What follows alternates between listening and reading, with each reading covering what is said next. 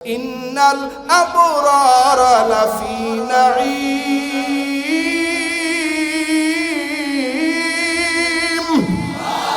ওয়া ইন্নাল ফুজ্জারা লাফি জাহিম। ও দুনিয়ার মুসলমান, দুনিয়াতে চলন যার ভালো হয় মরণ তার ভালো হবে, দুনিয়াতে চলন যার খারাপ হবে মরণ তার খারাপ হবে। চলন ভালো মরণ ভালো, চলন খারাপ মরণ খারাপ। নেককারদের মৃত্যুটা ভালো হবে, গুনাহগারের মৃত্যু খারাপ হবে। মৃত্যুর সময় বান্দা ধরা খেয়া যাইবা, কবরে ধরা খাইবা, হাসরের ময়দানে ধরা খেয়া যাইবা। আবার এমন একটা সময় আল্লাহ পাক রব্বুল আলামিন যখন বিচার কার্য শুরু করবেন, ওই সময় আল্লাহ পাক রব্বুল আলামিন জাহান্নামের গুরিম গুরিম আওয়াজ আল্লাহ আওয়াজ করবেন, জাহান্নাম গুরিম গুরিম করে আওয়াজ করবেন, হাল মিন মাজিদ। আল্লাহ বলবেন না ফরমান বেঈমানরা কই, খুদুহু ফাগুল্লু, তাদেরকে ধর, খুদুহু ফাগুল্লু, তাদেরকে ধর। এই ধরার সাথে সাথে একজন আর দুইজন ফেরেশতা ধরবে না, 4 লক্ষ ফেরেশতারা ধরবেন। হাফেজ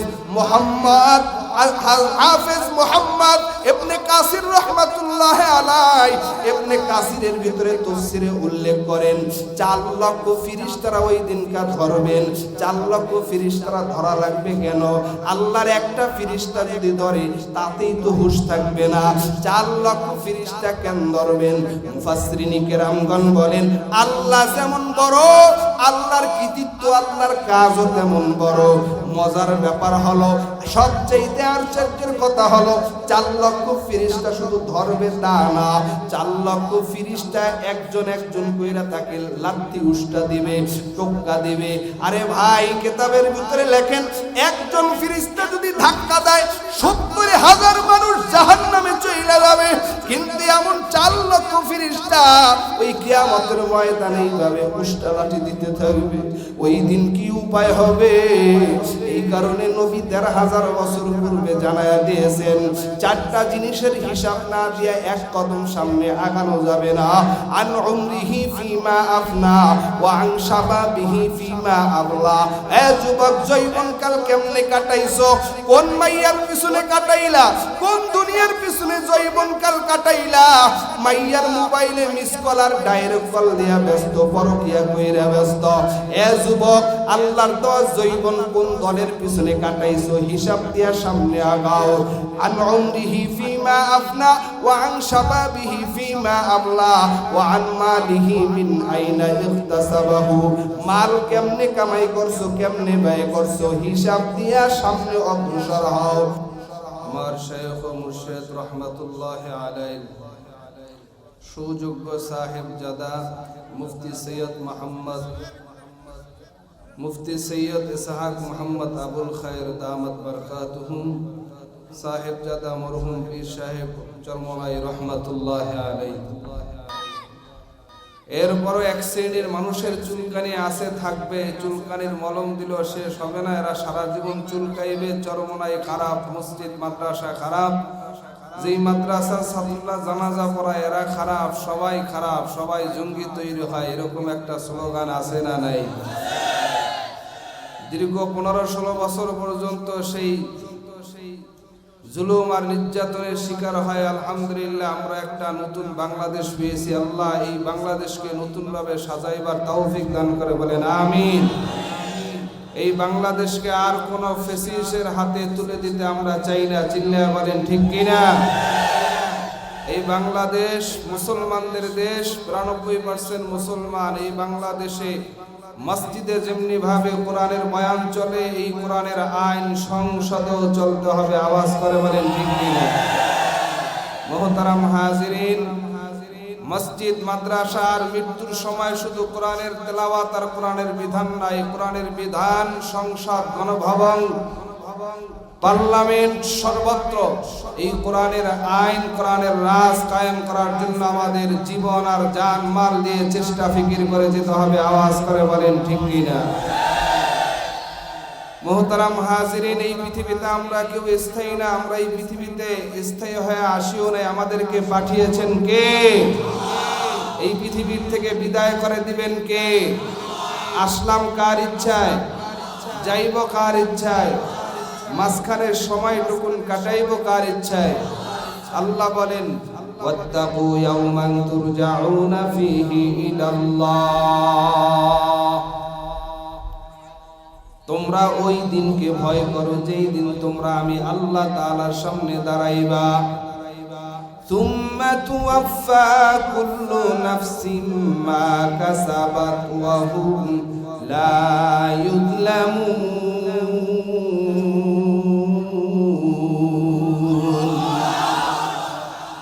ওই দিন কোন দিন? ওয়াত্তাকু ইয়াওমান তুরজাউনা ফীহি ইলাল্লাহ, ইয়াউমাল আখিরা, ইয়াউমাল কিয়ামা। ওই কিয়ামতের দিনকে ভয় করো যেই দিন আল্লাহর সামনে দাঁড়াইয়া হিসাব দিতে হবে। আল্লাহ রাব্বুল আলামিন মানুষের উপরে কোনো জুলুম করবে না। বান্দা প্রতি জাররা থেকে জাররা পরিমাণ নেক আমল ভালো কাজ নিয়ে কিয়ামতের ময়দানে হাজির হয়, আল্লাহ ওই ভালো কাজের জাযা প্রদান করবে। জাররা থেকে জাররা পরিমাণ খারাপ যদি নিয়ে আল্লাহর সামনে হাজির হয়, ওই দিন আল্লাহ তাআলা এটারও একটা বিচার ফয়সালা করে দিবেন। আল্লাহ কারো সাথে কোনো পার্সিয়ালিটি করবেন না, কারো সাথে কোনো জুলুম করবেন না। কথা কার? ওই দিনের ভয় অন্তরের ভিতরে ঢুকাও হে মুমিন। ওই দিনের ভয় যাদের অন্তরের ভিতরে থাকবে, ওই বান্দা বান্দি কোনো অন্যায় অপরাধে লিপ্ত হতে পারে না। ওই দিনের ভয়, যেই দিন আল্লাহর আদালতে আল্লাহর সামনে দাঁড়াইতে হবে, ওই দিনের ভয় যারা করেছেন তারা আল্লাহওয়ালা হয়ে গেছেন। আর যারা আল্লাহওয়ালা হয়ে যায়, আল্লাহর বন্ধু হয়ে যায়, তাদের দুনিয়াতেও কোনো টেনশন নাই, পরকালেও কোনো টেনশন নাই। যুবক ভাই, ও বৃদ্ধ বাবারা, আল্লাহর ভয় যদি অন্তরে ঢুকাইতে পারো, আল্লাহওয়ালাদের সাথে যদি বন্ধুত্ব স্থাপন করতে পারো, আল্লাহ বলেন আমি আল্লাহ প্রতিটি মানুষের জন্য এক একটা করে জান্নাত বানাইলাম।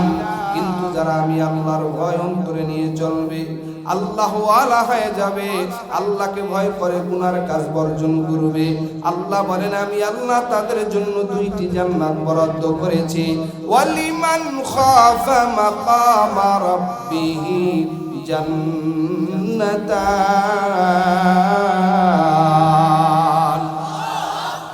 এরা শুধু একটি জান্নাত পাবে না, তারা দুইটি জান্নাত পাবে। দুইটি জান্নাতের মালিক হইতে চাই কারা কারা? নারায়ে তাকবীর। আল্লাহ কবুল করে বলি আমিন। ও যুবক ভাই, দুইটি জান্নাতের মালিক যদি হতে হয়, আল্লাহ ওয়ালাদের সাথে বন্ধুত্ব স্থাপন করে নাও। আল্লাহর জিকির বেশি বেশি পরিমাণে করো, আল্লাহর কোরআনের তেলাওয়াত বেশি বেশি পরিমাণে করো, আল্লাহর কোরআনের সাথে বন্ধুত্ব স্থাপন করো, আল্লাহ ওয়ালাদের সাথে বন্ধুত্ব স্থাপন করো। ওই কিয়ামতের ময়দানে আল্লাহ পাক রব্বুল আলামিন চার শ্রেণীর মানুষদেরকে শাফাআতের জিম্মাদার বানায়া দিবেন। এই চার শ্রেণীর ভিতরে এক শ্রেণীর হলো আল্লাহওয়ালা আলেম ওলামা, পীর বুজুর্গ মাশায়েখ। আলেম ওলামাদেরকে আল্লাহ পাক রব্বুল আলামিন এইভাবে শাফাআতের সুপারিশ করার একটা ঝান্ডা হাতে তুলে দিবে। আলেম ওলামায়ে কেরাম কিয়ামতের ময়দানে নবী করিম সাল্লাল্লাহু আলাইহি ওয়াসাল্লাম বলেন, ওই কিয়ামতের ময়দানে আলেমদেরকে আল্লাহ পাক রব্বুল আলামিন একত্র করিয়া একটা সবুজ চাদর দিয়া তাদের সব ভুল ত্রুটিকে ঢাকিয়া আলেমদেরকে বলবেন আপনারা জান্নাতে চলে যান। আলেমরা বলবে না, আমরা একা জান্নাতে যেতে পারি না, আমাদের অনেক মুহিব্বিন, আমাদের অনেক ভক্তবৃন্দ জমিনের ভিতরে আছে যারা আমাদেরকে মায়া করতেন, আমাদের পদঙ্ক অনুসরণ করেছেন, তাদেরকে নিয়ে আমরা জান্নাতে যাব। আল্লাহ বলবেন যাও, সবাইকে নিয়ে তুমি জান্নাতে যাও। এজন্য ওলামায়ে কিরামকে বন্ধু বানাও, আলেম ওলামাদের সাথে সম্পর্ক কায়েম করো, ওলামায়ে কিরামের সাথে নিসবত রাখো। চরমুনার জমিনে ঘুমন্ত সৈয়দ সাহাব রাহমাতুল্লাহ আলাইহি নিসবত লাগায়া দিয়েছেন উজানির জমিনে ঘুমন্ত কারি ইব্রাহিম রাহমাতুল্লাহ আলাইহি। কত বড় একজন বুজুর্গ, কত বড় একজন আল্লাহওয়ালা, যিনি হর হামেশা আল্লাহর জিকিরের ঠোঁটটা লড়তে থাকতো, বলতে থাকতেন, জিকির করতে থাকেন। আমাদের জিকির আছে কিন্তু ইমানের পাওয়ার নাই, আমাদের ভিতরে নামাজ আছে কিন্তু ইমানের ভিতরে তেজ নাই। কথা বলেন ঠিক কিনা? ওই উজানির জমিনে ঘুমন্ত কারি ইব্রাহিম রাহমাতুল্লাহি আলাইহি তিনি যখন জিকির করতেন, কিতাবের ভিতরে উল্লেখ করা হয় ওই জঙ্গলের ভিতরে যাইয়া উজানির কারি ইব্রাহিম রাহমাতুল্লাহি আলাইহি একদিন তার বিবিকে ডেকে বলে, বিবি আমার, আমি 7 দিনের জন্য জঙ্গলে যাব, তুমি আমার 7 দিনের খাবার দিয়া দাও। টিফিন বক্সে করিয়া বিবি খাবার দিয়া দিলেন, জঙ্গলের ভিতরে গেলেন। আল্লাহর জন্য দেওয়া না, যারা আল্লাহওয়ালা তারা আল্লাহর জন্য আশিক। কথা বলেন ঠিক কিনা? আল্লাহর যারা আশিক তারা আল্লাহকে রাজি খুশি করবার জন্য বড় পাগল। তাদের অন্তরে কোনো হিংসা থাকবে না, তাদের অন্তরে কোনো অহংকার থাকবে না। আলেম অহংকার করবে না, পীর অহংকার করবে না, বুজুর্গের দিন অহংকার করবে না। ওই সারসিনার জমিনে ঘুমন্ত আবু জাফর সালেহ রহমাতুল্লাহি আলাইহি তিনি একদিন বলেন, ও আমার মুরিদেরা, আমি তাকায়া দেখলাম আকাশের একটা নক্ষত্র এই মুহূর্তে ঝুলিয়া পড়লো। একটা নক্ষত্র আকাশ থেকে ছুঁইটা পড়া গেল। আমি চিন্তা করলাম, কি আকাশের নক্ষত্র ছুঁইটা পড়া গেল? মুরিদরা ডেকে বলে, হযরত খুলিয়া বলেন কি ব্যাপার? আল্লাহর ওলি আবু জাফর সালেহ রাহমাতুল্লাহি আলাইহি বলেন, তোমরা খবর নিয়ে দেখো উজানির জমিনে একজন বুজুর্গ আছে কারি ইব্রাহিম। আমার মন বলে ওই উজানির কারি ইব্রাহিম আর দুনিয়ার জমিনে নাই, তিনি ইন্তেকাল করেছেন। ওই আল্লাহর ওলির ইন্তেকালের কারণে আকাশের থেকেও বৃষ্টি কান্না এই জমিনের ভিতরে পড়েছে। যেমনি ভাবে আমাদের শায়েখ ও মুর্শিদ রহমাতুল্লাহি আলাইহি সৈয়দ ফজলুল করিম রহমাতুল্লাহি আলাইহি যেই দিন এই জমিন থেকে বিদায় নাই, ওই দিন এই জমিনটা এত মেঘাচ্ছন্ন অন্ধকার হয়ে গেল। এত বৃষ্টি পড়লেন, বৃষ্টির ফোঁটাগুলো টপ টপ করিয়া জমিনে পড়তেছিলেন। ও ভাই, এই জন্য আল্লাহওয়ালাদের সাথে সম্পর্ক কায়েম করে নাও। ওই সৈয়দ ইসহাক রাহমাতুল্লাহি আলাইহির পীর কারি ইব্রাহিম রাহমাতুল্লাহি আলাইহি তিনি যখন 7 দিনের খাবার নিয়ে জঙ্গলে যায় ইবাদত শুরু করলেন। সকালে ইবাদতে বসছেন, দুপুর চলে গেছে, রাতে বসছেন, রাতে ইবাদত বন্দেগী করতেছেন। খাবার দেখার সময় নাই, জঙ্গলে ইবাদত করতে করতে এত সুন্দর আল্লাহর জিকির করতে করতে হালাতে এমন হয়ে গেল, একটা বিষতার সাপ আসিয়া উজানির হযরতের সারা শরীরটা পেঁচাইয়া এইভাবে পেঁচাইয়া মুখের কাছে চলে আসছে। আর সাপের চোখের পানিটা উজানির হযরতের শরীরে পড়ার পর চোখের পানিটা গরম হয়ে গেল, হালাত ভেঙে গেল। তাকে দেখে একটা বিষতার সাপ কারি ইব্রাহিম রাহমাতুল্লাহি আলাইহি পেঁচাইয়া ধরেছেন। হযরত দেখে বলে, রে সাপ, এই মুহূর্তে তুমি আমাকে কেন ডিস্টার্ব করলা, কেন আমাকে পেঁচাইলা? সাপ জবাব দিয়া বলে, আল্লাহর ওলি, আমি দেখতেছি আপনার মারিফতের হালত এমন হয়ে গেছে, আল্লাহর সাথে কথা বলতে বলতে জিকির করতে করতে অবস্থাটা এমন হয়ে গেল। ও আল্লাহর ওলি, আমি দেখতেছি আপনি আল্লাহর জন্য আল্লাহর সাথে কথা বলবেন, আল্লাহর সাথে কথা বলবেন। আমি যদি আপনাকে একটু পেছে আপনার সাথে আল্লাহর দিদার লাভ করতে পারি, এই কারণে আমি আপনার কাছে আসছি। আল্লাহর ওলি, আপনি আমাকে মাফ করে দেন। আল্লাহর ওলি, আমি ভুল করে ফেলেছি, আপনি আমাকে মাফ করে দেন। ও ভাই, আমাদের ভিতরে আজ সেই জিকির নাই, যেই জিকির উজানির হযরত রাহমাতুল্লাহি আলাইহি করেছেন, যেই জিকির ও চরমনার জমিনে ঘুমন্ত সৈয়দ ইসহাক রাহমাতুল্লাহি আলাইহি করেছেন, যেই জিকির শায়েখ ও মুর্শিদ সৈয়দ ফজলুল করিম রাহমাতুল্লাহি আলাইহি করিয়া গেছেন, আজকে আমাদের ভিতরে সেই জিকির নাই। ওই জিকির যদি কলবে জারি করো, আল্লাহ পাকের মারিফত হাসিল করা সহজ হয়ে যাবে। এই জমিনে আল্লাহ বান্দাকে পাঠাইছেন আল্লাহর পরিচয় পাওয়ার জন্য, আল্লাহর ইবাদতের জন্য, আল্লাহর পরিচয় পাওয়ার জন্য। যে যার পরিচয় পায় সে তার জন্য পাগল হয়ে যায়। আল্লাহর পরিচয় যদি পাইতে চাও, বেশি বেশি পরিমাণে মাওলার জিকির করো, উজানির হযরতের মতন জিকির করো।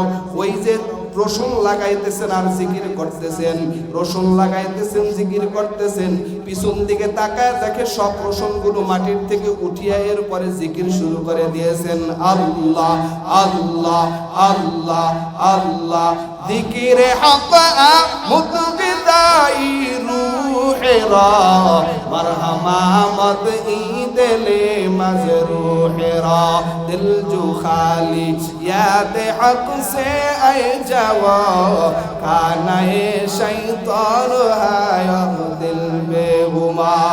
ওই রকম জিকির করতে রাজি আছেন কারা কারা? নারায়ে তাকবীর। আল্লাহ কবুল করে বলি আমিন। ও হিজলার মুসলমান, বরিশালের মুসলমান, কিয়ামতের ময়দানে চারটা জিনিসের হিসাব না দিয়া আল্লাহর আদালতের সামনে দিয়ে এক কদম অগ্রসর হওয়ার সুযোগ নাই। আল্লাহ বলেন লা তাজালু কদমা ইবনে আদম হাত্তা ইউসআল আন খামস আন উমরিহি ফিমা আফনা। তোমার হায়াতের জিন্দেগিটা তুমি কিভাবে কাটাইছো হিসাবটা দিয়া সামনে অগ্রসর হও। 30 বছর হায়াত চলিয়ে গেল, 20 বছরে হায়াত শেষ, 50 বছর হায়াত অতিক্রম করেছো। আল্লাহর দেওয়া হায়াত আল্লাহ তোমাকে দান করেছেন, এই হায়াতটা কিভাবে তুমি কাটাইছো হিসাবটা দিয়া সামনে অগ্রসর হও। কয়টা গুনার কাজে অংশগ্রহণ করেছো, কয়টা নেকের কাজে অংশগ্রহণ করেছো হিসাব দাও। ওই দিন আল্লাহর সামনে দাঁড়ায়া হিসাব দিতে পারবো কিনা একটু চিন্তা ফিকির করে সামনে অগ্রসর হই। ওরে ভাই, 4 জায়গায় বান্দা বড় ধরা খেয়া যাবে, 4 জায়গায় বান্দা বড় ধরা খেয়া যাবে। বাংলাদেশের এয়ারপোর্ট থেকেও যদি কোনো মানুষ সৈয়দপুর বা রাজশাহীতে যায়, এই বাংলাদেশের এয়ারপোর্ট ক্রস করতে গেলে এমন চেক আপ করে, চেক আপ করিয়া তারপরে ঢুকায়, একটা ধারালো কোনো অস্ত্র সাথে নিতে দেয় না। কিন্তু এই জমিনের প্রত্যেকটা মানুষকে চেক আপ করিয়া আল্লাহ জান্নাতে ঢুকাইবেন। জান্নাত এত সস্তা না, জান্নাত এত সস্তা না। ওই জান্নাতে ঢুকতে হইলে চেক আপ কইরা আল্লাহ জান্নাতে ঢুকাইবেন। 4 জায়গায় ধরা খাইবা। একটা হইল মৃত্যুর সময়, মৃত্যু যদি ভালো হয় সামনের প্রত্যেকটা ঘাটি ভালো হয়ে যাবে, মৃত্যু যদি খারাপ হয় সামনের প্রত্যেকটা ঘাটি খারাপ হয়ে যাবে। মৃত্যু খারাপ আর ভালো হবে কাদের? আল্লাহর কোরআনে আল্লাহ জানায়া দেয়, ইন্নাল আবরার লাফি নাঈম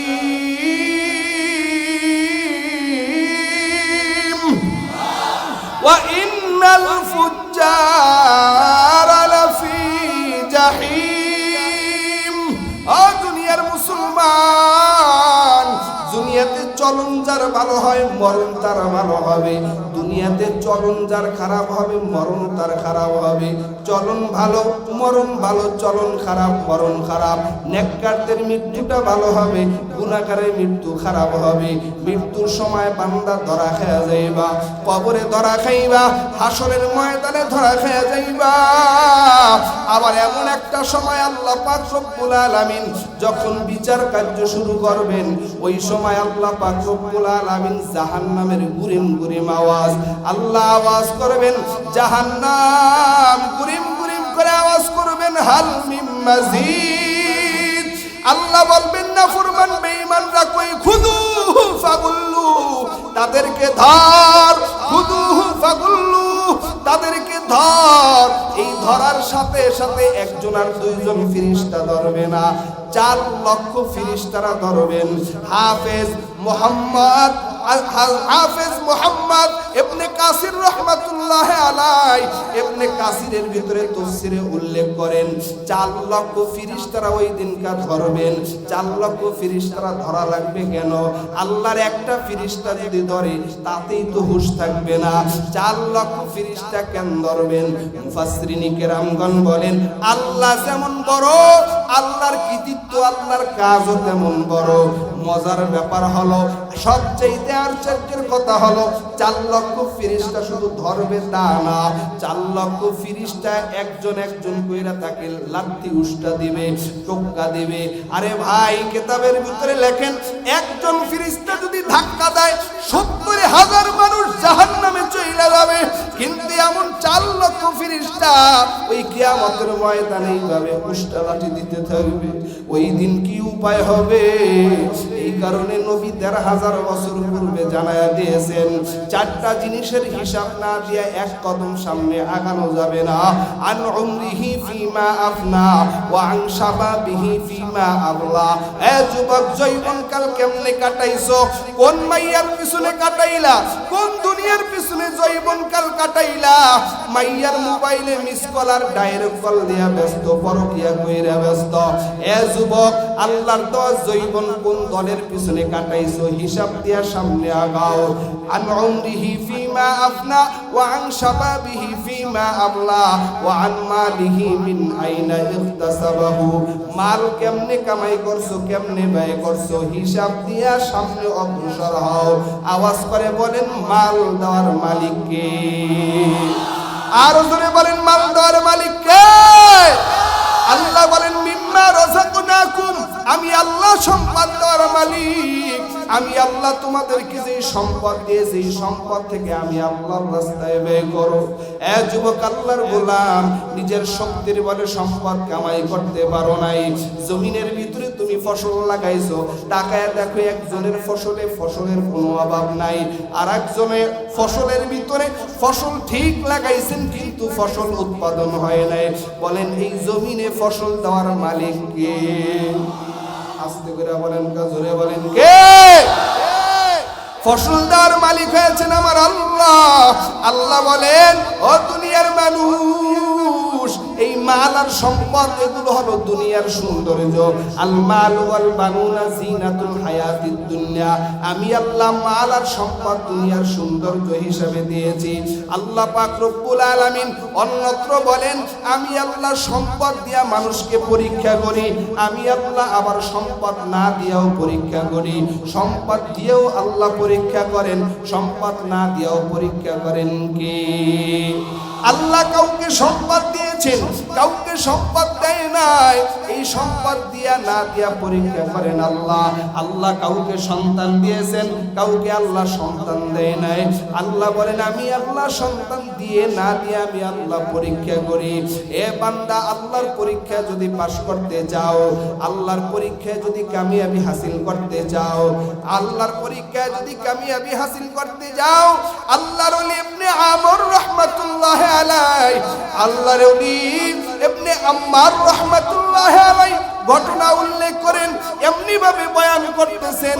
ইবনে আম্মার রাহমাতুল্লাহ আলাই একদিন বয়ান করে মানুষের সামনে বলে, মানুষেরা আমাকে কে আসো 4টা দিরহাম দান করবা, 4টা দিরহাম, 4 দিরহাম যদি দান করো আমি ইবনে আম্মার 4টা দোয়া করব, আল্লাহ সাথে সাথে 4টা দোয়া কবুল কইরা নেবেন।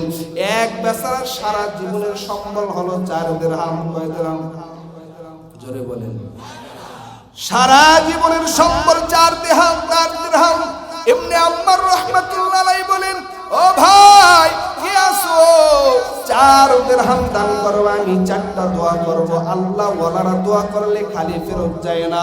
ইবনে আম্মার রাহমাতুল্লাহ আলাইহির কাছে ওই আল্লাহর বান্দা অসহায় মানুষ, সারা জিন্দেগীর উপার্জন হলো মাত্র 4টা দিরহাম। এই 4টা দিরহাম তার হাতের ভিতরে দিয়ে দিলেন। 4 দিরহাম হাতের ভিতরে দিয়া বলে, আল্লাহর ওলি আমার সারা জিন্দেগীর 4 দিরহাম আমি আপনার হাতে দান করে দিলাম। আল্লাহর ওলি আপনি আমার জন্য এখন দোয়া করেন। আল্লাহর ওলি ইবনে আম্মার রাহমাতুল্লাহ আলাইহি বলেন, বলো তোমার কি এমন 4টা দোয়া প্রয়োজন, তুমি বলবা আমি দোয়া করব। ওই গোলাম ডাক দিয়ে কয়, আল্লাহর ওলি আমি 1 নম্বরে গোলাম হিসেবে একজন বিধর্মীর বাড়িতে বসবাস করতেছি, আপনি আমার জন্য 1 নম্বরে দোয়া করবেন। আমার যিনি মনিব, যিনি মালিক, যিনি বিধর্মী, আল্লাহ তাআলা যেন তাকে ঈমানের দৌলত দান করে। 2 নম্বরে দোয়া করবেন আল্লাহর ওলি, 2 নম্বরে দোয়া করবেন আল্লাহ পাক রব্বুল আলামিন আমাকে যেন আযাদ কইরা দেয়। নম্বর দোয়া করবেন আল্লাহর ওলি, আমার জিন্দেগিতে যেন আল্লাহ সচ্ছলতার জিন্দেগি দান করে, আমার যেন মানুষের সামনে হাত পাততে না হয়। আল্লাহর ওলি 4 নম্বরে দোয়া করবেন, আল্লাহ যেন আমাদেরকে জাহান্নামের আগুন থেকে মাফ করিয়া জান্নাত দান করেন। ইবনে আম্মার রাহমাতুল্লাহ আলাইহি ঘটনা উল্লেখ করেন, 1 নম্বর দোয়া করছেন, সাথে সাথে কবুল, জোরে বলুন সুবহানাল্লাহ। 2 নম্বরে দোয়া করলেন আজাদ, সাথে সাথে এই গোলাম যখন তার বাড়ির ভিতরে এই 4টা দোয়া নিয়ে রওনা করলেন, ইবনে আম্মার বলেন যাও দোয়া ফিরা দিছি। গোলাম যখন বিধর্মীর বাড়িতে গেলেন, যাওয়ার পর এই বিধর্মীকে দেখেই বলে, মুসলমান দীর্ঘ সময় আমার বাড়িতে অতিবাহিত করেছো, আমি তোর আখলাক দেখেছি, তোমার চরিত্র এত সুন্দর, আমি তোমার হাতেই কালিমা পড়ে মুসলমান হয়ে যাও। 1 নম্বর মুসলমান হয়ে গেল। 2 নম্বর ডাক দেখায়, গোলাম আমি এখন বাবু মুসলিম, তোমার মালিক, আমি তোমাকে আজাদ করে দিলাম, আজাদ হয়ে গেছেন। 3 নম্বর এই মনিব ডাক দেয়া কয়, রে ও মুসলমান ভাই, আল্লাহ আমাকে সম্পদ কম দেয় নাই, আমার যত সম্পদ আছে আমি আমার সম্পদের অর্ধেক সম্পদ তোমাকে হাদিয়া দিয়া দিলাম। 3 নম্বরে ডাক দেয়া কয়, আল্লাহ আমাদেরকে মাফ করে দাও। আর গায়েব থেকে আওয়াজ আসছে, শুধুমাত্র আম্মার আর আম্মারের মনিবকে মাফ করেছেন তা না, ওই যে ইবনে আম্মার রাহমাতুল্লাহ আলাইহি বলেন, এই গোলাম, এই যুবক সহ তার মনিব সহ আম্মার সহ সবাইকে আল্লাহ পাক রব্বুল আলামিন জাহান্নাম থেকে মাফের সুসংবাদ দান করেছেন। তাতে রকুদরাতু দারি বরকা মালান্তা হাসবি আনতা রব্বি জুল জালাল, তুহি কাদের জলিলুল্লাহ জাহাদা বহর হালে তুহি মেরা নিগাহদা। এ যুবক আল্লাহর গোলাম, আজকে আমরা যারা এখানে আসছি, আমাদের অনেকের মা নাই, অনেকের বাবা নাই। আল্লাহ বলেন, আমি আল্লাহ জমিনে যাদেরকে ইলম দান করি, ইউতিল হিকমাতা মাইয়াশা ওয়া মাইয়ুতাল হিকমাতা ফাকাদ উতিয়া খায়রুন কাসীরা। আল্লাহ বলেন, আমি আল্লাহ যাদেরকে জ্ঞান দান করি, ইলম দান করি, আমি আল্লাহ তাদেরকে অসংখ্য কল্যাণ দান করি। কথাটা কার? আল্লাহ যাকে জ্ঞান দান করে, ইলম দান করে, অসংখ্য কল্যাণ দান করেন। এর যুবক ভাই, বৃদ্ধ বাবারা ও বরিশালের মুসলমান, এই ফজলুল উলুম রশিদিয়া মাদ্রাসার ভিতরে ছাত্ররা লেখাপড়া করে। খবর পাইলাম 4 মাসে একটা মেয়ে কোরআনের হাফেজা হয়েছে, 9 মাসে একটা মেয়ে কোরআনের হাফেজা হয়েছেন, 7 জন ছেলে কোরআনের হাফেজ হয়ে গেছে। ও যুবক আল্লাহর গোলাম, মোট 17 জন কোরআনের হাফেজ এখান থেকে বের হবে। আমার নবী তার প্রিয় সাহাবী আবু হুরায়রাকে ডেকে বলেন, ইয়া আবা হুরায়রা তাআল্লিমুল কুরআন ওয়া আল্লিমুন নাস। এ আবু হুরায়রা, কোরআন পড়ো আর মানুষকে কোরআন শিখাও, কোরআন পড়াও। জানো একজন হাফেজে কোরআনের কত সম্মান, হাফেজ কোরআনের দাম কেমন জানো? এই জমিনের ভিতরে তামাম দুনিয়ার মানুষ যেমন বাইতুল্লাহর জন্য দেওয়ানা, বাইতুল্লাহর জন্য পাগল, বাইতুল্লাহ তওয়াফ করবার জন্য পাগল, আর একজন হাফেজে কোরআন জমিন থেকে বিদায় নিয়ে যখন কবরে যায়, এই হাফেজে কোরআনের কবর জিয়ারত করবার জন্য আসমানের নূরের ফেরেশতারা জমিনের ভিতরে হাজির হয়ে যায়। আরো আস্তে করে এখন সুবহানাল্লাহ। ওই মা বাবার সন্তান, ওই মা বাবা বড় ভাগ্যবান মা বাবা, যার সন্তানেরা আজকে কোরআনের হাফেজ হয়েছে। হযরতের কাছ থেকে যারা মাথায় দস্তরে ফজিলত অর্জন করবে, আমি এই কয়েক বছর আগে, 2-3 বছর আগে আমি বোলা লালমোহনের দিকে মাহফিলে গিয়েছিলাম। এ যুবক আল্লাহর গোলাম, এইভাবে মাহফিলের বয়ান শেষ করিয়া যখন মাদ্রাসার অফিসে বসছি, আমার সামনে তাকায় দেখি 2টা হাফেজে কোরআন চোখের পানি ফালায়া কান্নার আওয়াজ। আমি ডাক কই, বাবা তোমরা কেন কান্না করতেছো? একজন মুরব্বী, বয়োজ্যেষ্ঠ মুরব্বী ডাক দেয়, হুজুর এই বাচ্চা দুইটা আমার নাতি, এই বাচ্চা দুইটা জমিনে বড় এতিম, এই বাচ্চা দুইটার মা নাই, এই বাচ্চা দুইটার বাবা নাই। আমি ডাক দিয়া বললাম, বাবা তোমাদের মা বাবা কিভাবে বিদায় হলো? বাচ্চারা ডাক দেয়া কয়, বড় ছেলেটা ডাক দেয়া বলে, হুজুর আমার বাবাই এই সমুদ্রের ভিতরে মাছ ধরার জন্য নৌকা নিয়ে যায়, সমুদ্রের তুফানে আমার বাবা জমিন থেকে বিদায় নিয়ে কবরের বাসিন্দা হয়ে গেছে। আমি মা এত মোহব্বত করি আমাদেরকে মাদ্রাসায় ভর্তি করেছে, আমার মা অসহায় গরিব, বাবা নাই, টাকা পয়সা বড় কম, বড় কষ্ট করিয়া চলি, মাদ্রাসার বোর্ডিংয়ে খেয়ে লেখাপড়া করি। কত ছাত্ররা মাদ্রাসার যখন ছুটি দেওয়া হয় আসরের পরে, কত মা বাবা ছাত্রদের জন্য, বাচ্চাদের জন্য নাস্তা দিয়ে আসে। ওই বাচ্চা দুইটা চোখের পানি ফালে কান্নার আওয়াজ, ডাক দেয়া বলে, হুজুর আমার মা নাই, বাবা নাই, আর বিকাল বেলা আমি এক বেলা নাস্তা খেতেও পারি নাই হুজুর।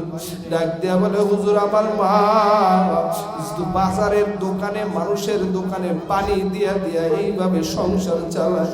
একদিন এরে যুবক আল্লাহর গোলাম, ওই মা বাবার মতো ভাগ্যবান আর কোন মা বাবা আছে যেই মা বাবার সন্তানেরা জানাজার নামাজ পড়াইতে পারে? আজকে আপনাদের সামনে জানাজার নামাজ পড়ায় প্র্যাকটিক্যাল দেখাইছেন। এ যুবক আল্লাহর গোলাম, এই জমিনের ভিতরে মা বাবার চাইতে আপনার কেউ নাই। আমার নবীর কলিজার টুকরা মেয়ে ফাতেমাতু জোহরা রাদিয়াল্লাহু তাআলা আনহার দুইটি সন্তান হাসান এবং হুসাইন রাদিয়াল্লাহু তাআলা আনহু জান্নাতের যুবকদের সরদার। এই হাসান হুসাইন রাদিয়াল্লাহু তাআলা আনহু খাবার নাই, 3 দিন হয়ে গেছে খাবার খাইতে পারে না।